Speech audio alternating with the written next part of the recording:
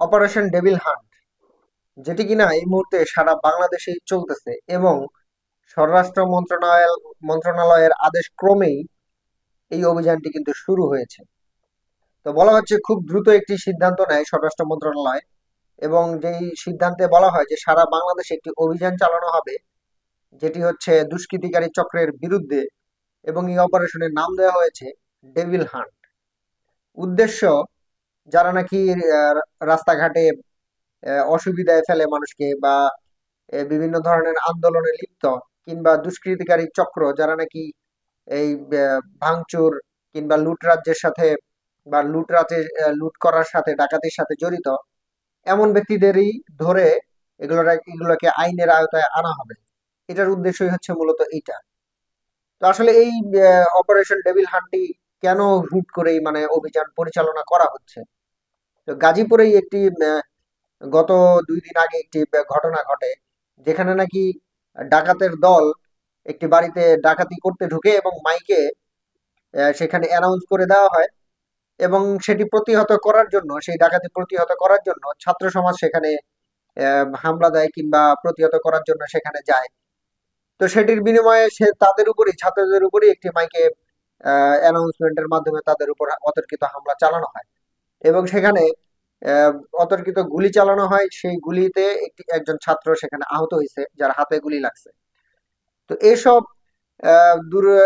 হচ্ছে চক্রগুলোর কাছ থেকে যাতে সাধারণ মানুষ নিরাপত্তায় থাকে, কিংবা এই দুষ্কৃতিকারী চক্রগুলো যাতে ভবিষ্যতে আর কোনো অভিযান চালাতে না পারে কিংবা ডাকাতি করতে না পারে, এদের উদ্দেশ্যেই মূলত এই অভিযানটি পরিচালনা করা হচ্ছে। আসলে বিষয়গুলো অনেকটাই হাস্যকরের মতোই লাগে আমার কাছে। কারণ 5ই আগস্টের পরে 27 জন শীর্ষ সন্ত্রাসী, যারা নাকি জেল থেকে বেরিয়ে এখন সাধারণ জনতার উপরে সেখানে চড়াও হচ্ছে এবং দেশের মধ্যে বিশৃঙ্খলা সৃষ্টি করতেছে। তো আসলে অনেকটা কি মানে একদিকে যেরকম সন্ত্রাসীদের ছেড়ে দিল, তারা এখন তাদের কার্যক্রম গুলো চালাচ্ছে, এখন আবার নতুন করে অভিযান চালানো হচ্ছে এই দুষ্কৃতিকারী চক্রদের ধরার জন্য। আসলে এতদিন পর্যন্ত মূল হোতাদেরই, অর্থাৎ সন্ত্রাসীদের শীর্ষ সন্ত্রাসী গুলোই কিন্তু জেলে বন্দী ছিল। এখন তাদেরকে ছেড়ে দিয়ে এটা আরো মস্ত বড় ভুল। তো আমি বলবো যে আসলে আইন যেগুলো বাংলাদেশে চলতেছে, আসলে সেগুলো হচ্ছে এক এক প্রকার মন গড়া।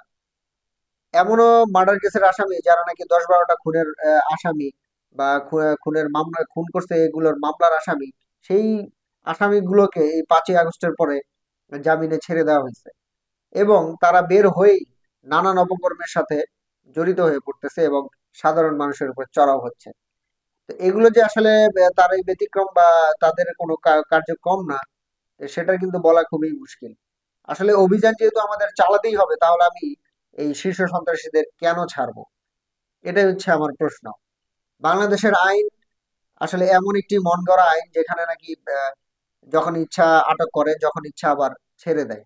এখন সন্ত্রাসীগুলোকে যদি ছাড়া নাই হইতো বা ছাড়া না হতো, তাহলে কিন্তু বাংলাদেশের মধ্যে বা ঢাকা সিটির মধ্যে এরকম অরাজকতা কিন্তু হওয়ার সম্ভাবনা খুবই কম ছিল। রোডঘাটে সাধারণ মানুষ নিরাপত্তাহীনতায় ভুগতেছে, কারণ আইন শৃঙ্খলার ব্যাপক অবনতি। পুলিশ এখন কোনোভাবেই কাজ করে না।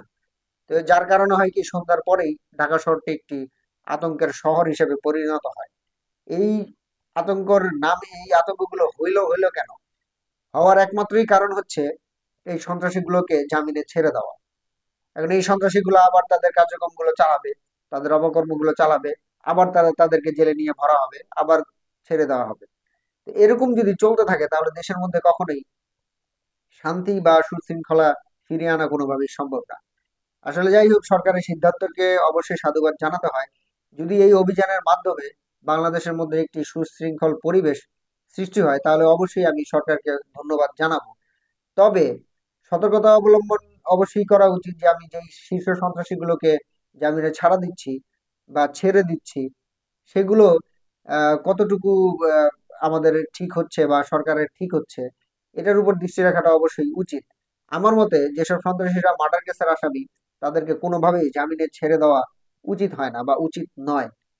মার্ডার করছে তাদেরকে ফাঁসিতে ঝুলাই দিতে হবে, এটাই হচ্ছে মূল শাস্তি। এখন আমরা শাস্তির নামে যেই ফর্মুলা গুলো অ্যাপ্লাই করি, সেগুলো দেখা গেছে আবার নতুন কোন আইনের মার প্যাচে তারা আবার জামিনে ছাড়া পেয়ে আমাদের উপর অতর্কিত হামলা চালাচ্ছে বা সাধারণ জনগণের উপর হামলা চালাচ্ছে, আর সাধারণ জনগণ মানুষ আহ নিরাপত্তাহীনতায় ভুগতেছে। আসলে যাই হোক, সরকারকে অসংখ্য ধন্যবাদ যদি এর মাধ্যমে সমাজের মধ্যে যদি কিছু চোর বাটপার চিটার ছিনতাইকারী কমে, তাহলে অবশ্যই সরকারকে অসংখ্য